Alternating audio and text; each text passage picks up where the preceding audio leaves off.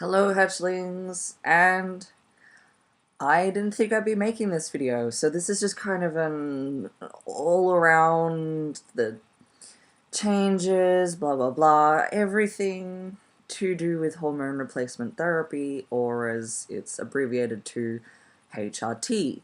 Um, Hormone replacement therapy for a trans person is essentially giving them the hormones to help them become the person that they view themselves as, to become the gender that they view themselves as. And it works very differently for each individual person.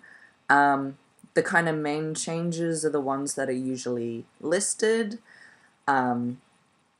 up before they give it to you. It's kind of like a list of all the changes that will happen and all the negative changes that may happen and could happen. And you basically sign saying, yes, I understand that these changes are going to occur. Those main changes are usually deepening of voice, acne, which I am grateful that I only have like a couple spots here and there, because when I was going through my first puberty, my face was covered in acne and it was awful. And I had like medication after medication after medication, facial scrub, everything to get rid of it, and it just would not clear up. And now I have like one or two pimples, and that is awesome to me. And usually those pimples only come when I get the dreaded time of month. And that's something that I want to talk about, because for trans men, usually after about 3, 4, maybe 6, 8 months is usually the cutoff point when their period, hate that, stops. For me, it did stop with the first hormone that I was taking, Axon.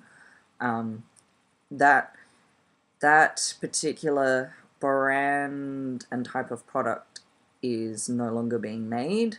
So I had to go into a new one, which is Testigel. And normally it comes in sachets and a pump.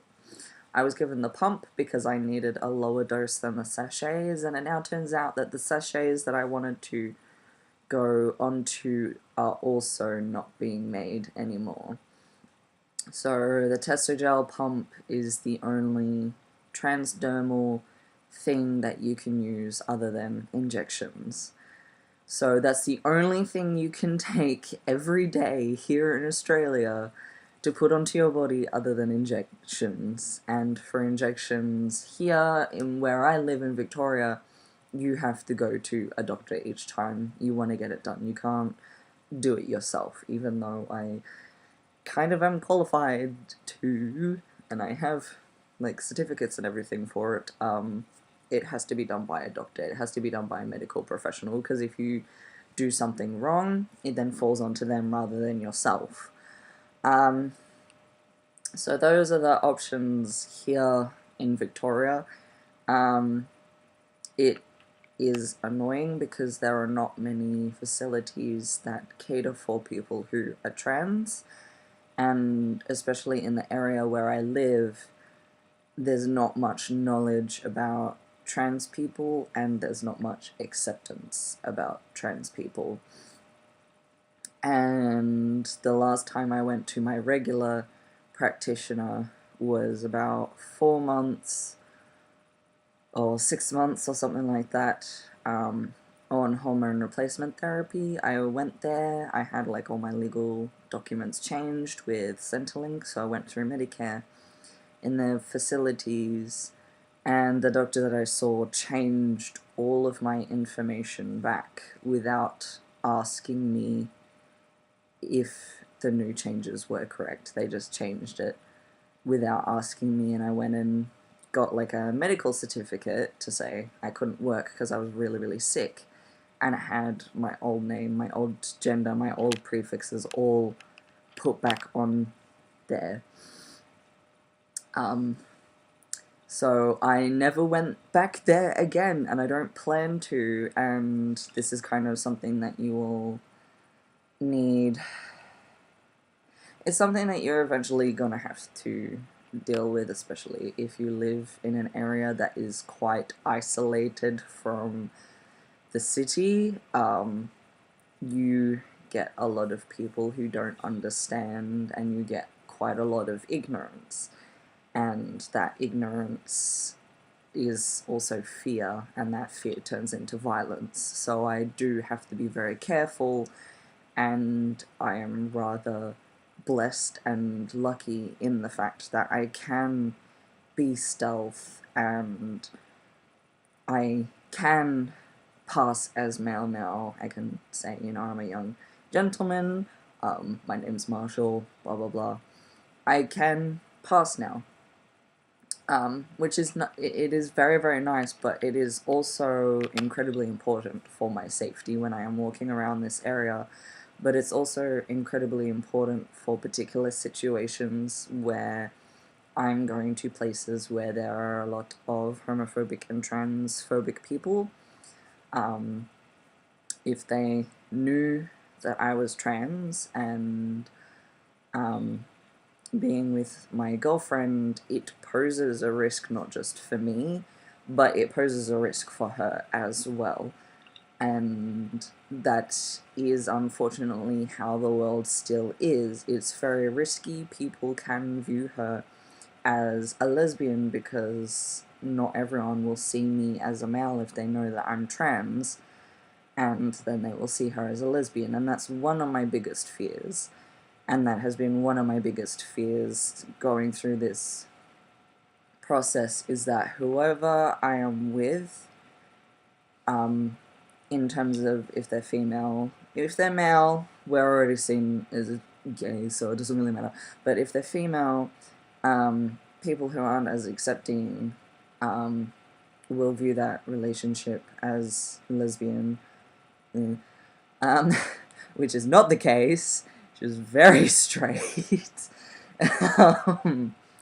But it poses a risk to her as well, and that's not fair. That's not fair on her to be dragged into that situation, and it's not fair on her to be dragged into all of this. So it is a big concern of mine, and I think for anyone else who is in a relationship as such, it's a risk, and there is worry there, because it's like, that person doesn't need to go through that, that person doesn't need to go through that, like, transphobia, that person doesn't need to go through that ignorance, but now they're just kind of dragged into the world of the queer, and, yeah, if you don't like me using the word queer, I understand. It's something I more just kind of identify with. I think those who are a bit more younger are tending to start to identify with it more and bring the word back into something that is not negative, that more just describes how they are as a person. I'm very weird, and that it fits. I'm a strange being. I'm just a strange bean and a strange potato. I always go back to food. I have issues with food. That's another thing. A good segue. You will get incredibly hungry, even if you are a trans woman and you are taking estrogen, because you're putting more hormones into your body. You are going to have an increased appetite because your body is having to work with extra stuff to kind of get through the day. But especially if you are a trans man and you see, like, a boy, like a cis man or a cis boy going through puberty, you notice their appetite increases, and that's because their shoulders get bigger, their arms get bigger, their sides fill out, their legs may fill out as well, their neck as well. All of that food is, like, going here, and it's going here to protect the Adam's apple. But I've noticed the big increase for me has been my shoulders and my arms and my neck. It's all just been this upper region here. Nothing else down past the top of my chest has changed, like, pardon me, that's all stayed the same in terms of weight. So, my hips are something that gives me quite a lot of dysphoria. My chest is something that gives me quite a lot of dysphoria. I don't like it. I plan to fix that. I don't really know if I can fix my hips, but everyone seems to think that I don't really have them anyway. I see them, nobody else does. So I'm trying not to really worry about that. If nobody else is noticing it, then I shouldn't really, but I know it's there. If you pay attention, you can see, but I guess nobody's really focusing on that area as such.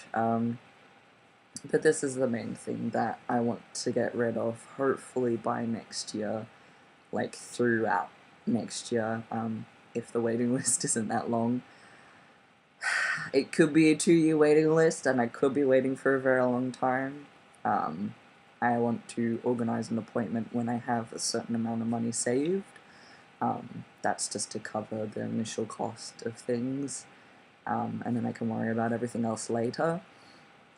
That's kind of another thing to worry about if you're trans and you do want to go through medical transition and you do want to have surgery, is the insurance company that you're going with, does that have the doctor that you want registered under it? And you also want to make sure that you get a letter sent to you saying yes, they will help cover the cost, because they can turn around and say no.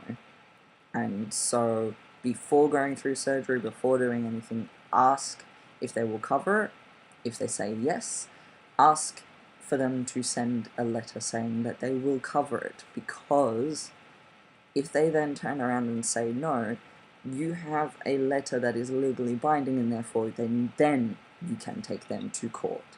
And then you would win, because you have evidence saying they said they would cover the cost of my surgery, and then have turned around and said no, this is legally binding. So you kind of have to think ahead of these things, and it's annoying that you have to go through this. Even if you're not trans and you're going through surgery, get a letter sent to you from your insurance company, because they like to just steal your money. Not to be mean, but yeah, they only pay a certain amount per year out to people for their surgeries. If you don't make that, if you don't get in before that quota, you don't get covered at all. And it's like, well, what's the point of surgery if all of that is just a quota for a certain amount of people to get covered? Everyone who is under that should get covered. But no, that's how insurance companies operate, as a little heads up for people. Yeah. So, yes. How much is name and gender changes in Australia? Well, I guess here in Victoria. My name change, I got the cheapest option, and I mean the cheapest option, and that was just for my name change. When you go into births, deaths and marriages, you have a form to fill out, and for that one you can only do name change if you haven't had sexual reassignment surgery, or SRS. I want to see if I can get my gender changed if I just have a hysterectomy. Probably won't be possible, but it might be. And if that is the case, then I will update you.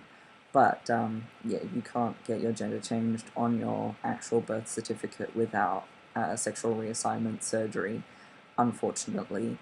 That's just how the legal system works here in Australia. But for my name change, from my old name to my new name, the cheapest option, that was $180. So keep in mind that you may need to save like $200, $250, $280 If you want your name sent to you immediately, I just sent mine through snail mail because it was honestly the cheapest option possible for me. I didn't want to spend that much money on my name change. I mean, who really wants to spend that much money on their name change?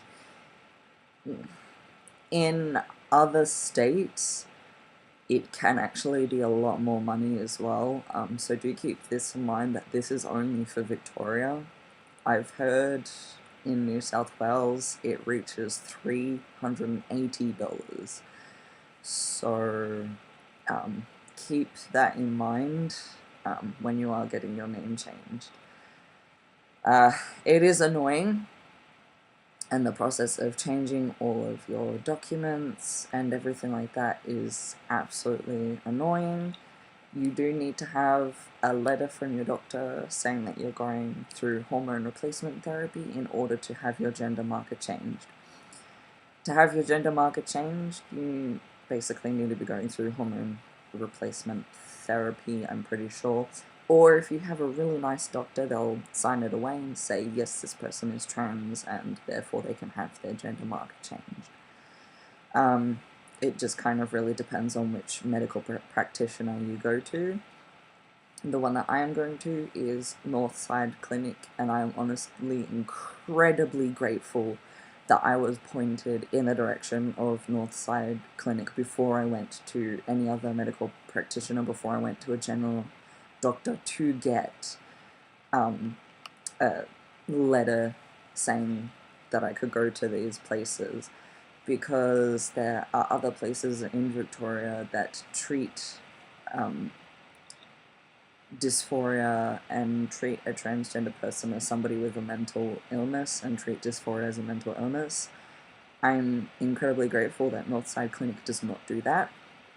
They explain to you that this is, Australian law states that if you have a dysphoria, you have a mental illness, and the treatment is hormone replacement therapy, essentially. They said, I know it sucks that it is viewed upon as a mental illness, but it is a double-edged sword. And the fact that, yes, they view it as a mental health issue, but at the same time, because it is viewed as a mental health issue, all of your doctor's visits, your psychology, like gender therapist sessions, they're covered by Medicare. You do have to pay a small amount, but you get paid the rest of it back. So it is a double-edged sword in the fact that you do get benefits from your Medicare in that sense, because of it. So it is a double-edged sword. And if it wasn't viewed as a mental health issue, it would be a lot more expensive to transition, and there are government stuff in place to help fund people's transition via public donations. So all of the benefits that we are getting are all funded by people's donations and are funded by the government, aka people's taxes as well. So thank you, people who pay their taxes and donate. You are helping me become a man, and that is incredibly grateful. I know some people who are homophobic and transphobic don't want to really hear that their taxes are going to help people transition, but it is to help them with their dysphoria. And even if you don't want to medically transition and you just kind of want to be seen in a particular way to help your dysphoria, that's fine too. Nobody's transition is right or wrong, and whatever people want to go through, that is essentially what we should be doing.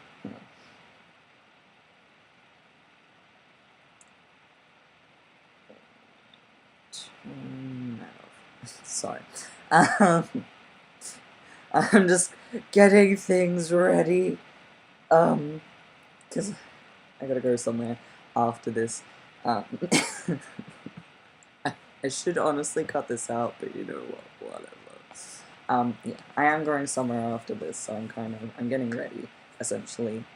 Yeah, so whatever way you want to transition, to make you comfortable, That's for you. That's entirely for you. Do what you need to do in order to make yourself feel comfortable. Don't feel pressured that you need to go through hormone replacement therapy, or that you need to go through surgeries, or if you only want to go through surgeries but you don't want to go through hormone replacement therapy, or you only want to go through hormone replacement therapy and you don't want surgery. All of that is fine. All of it is fine. Or if you want to go through hormone replacement therapy and you don't want all of the surgeries, that's fine too. I don't know if I want all of the surgeries because I don't really know if I need SRS surgery. And the reason I say that I don't really see the need for it is I have basically down there's only use is to pee, and that's it. And I don't really see SRS surgery as a giant need for me.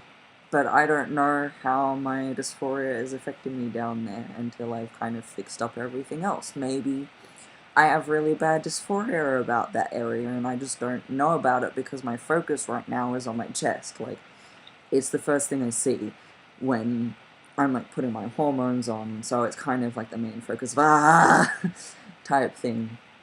So I don't know if I want that, but I have stuff prepared if I do need that, essentially. I don't know if I do, but maybe I do, and it's kind of this whole juggling thing of you don't really know what you need until you kind of start the process of what you know you need, and you do. It's like a list of what affects you the most, and you kind of gradually go down that list, and slowly the dysphoria starts to disappear. So, the dysphoria about my actual, like, facial appearance, and my body structure, and my voice, that's kind of pretty much cleared up now. Yes, I don't sound like the deepest man, but my voice is still changing, so I can't really force my puberty to go any faster. I don't think you can, anyway. Don't actually do it. Yeah, this is another important thing. Don't take more hormones than what the doctors tell you to take, because you will be a lot worse off. Take what is recommended to you, because if you take too much testosterone, it can be deadly. And I'm not joking about that. Taking too much testosterone that your doctor is telling you to take is incredibly dangerous. And not only that, but the extra testosterone, because of your uterus, is also being turned into estrogen, so you are having the opposite effect. So just take what your doctor recommends, please, because it is so damaging to your body if you go over that. It's a lot worse for you. It really is. Just be careful, please.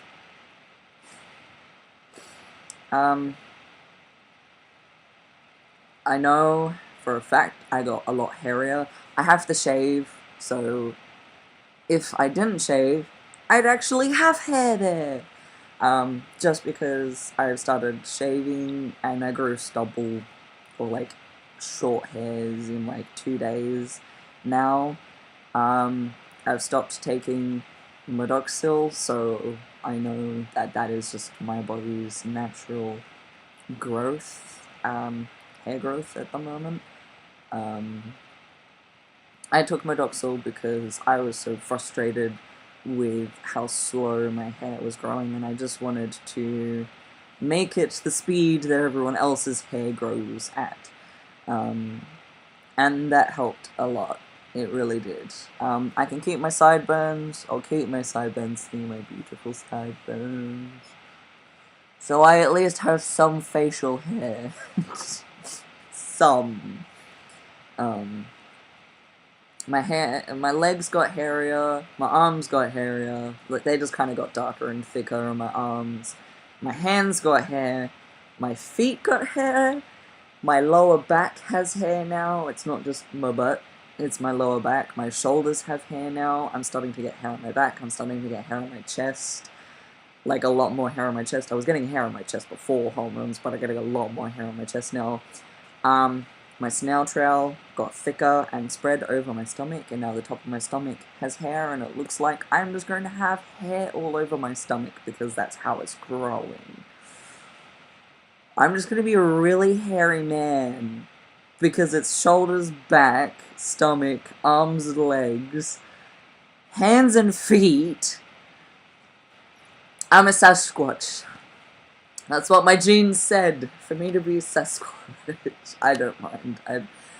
Honestly, it just kind of affirms my gender, really, in all honesty. I'm cool with the hair. I'm cool if you have hair and you're a lady, too. Go for it. Hair is hair. And it's supposed to help protect you, too. Unless your eyelashes betray you. Like mine have been betraying me. They grew longer, and I'm not used to having long eyelashes. And so they betray me constantly, and I'm constantly rubbing at my eyes. I used to have really, really tiny eyelashes, and now they got a lot longer. My eyebrows got thicker, I got hair in my nostrils that grew, and they tickle the insides of my nose now because they get that long. And if I try and cut them, I'm like, they tickle too much. I don't know.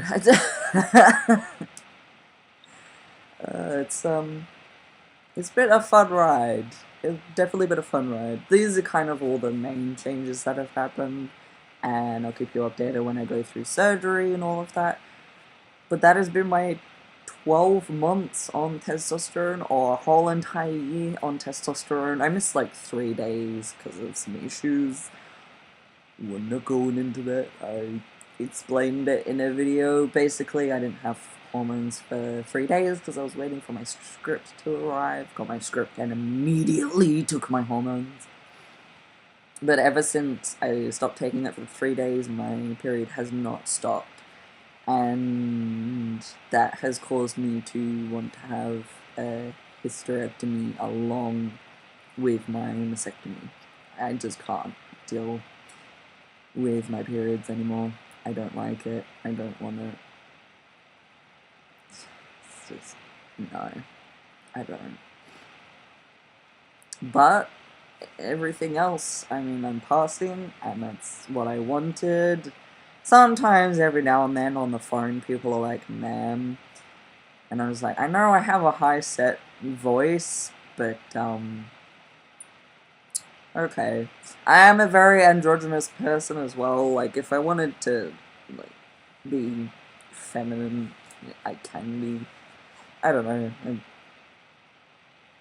What do you do? What do you do? So, yeah, 12 months on testosterone.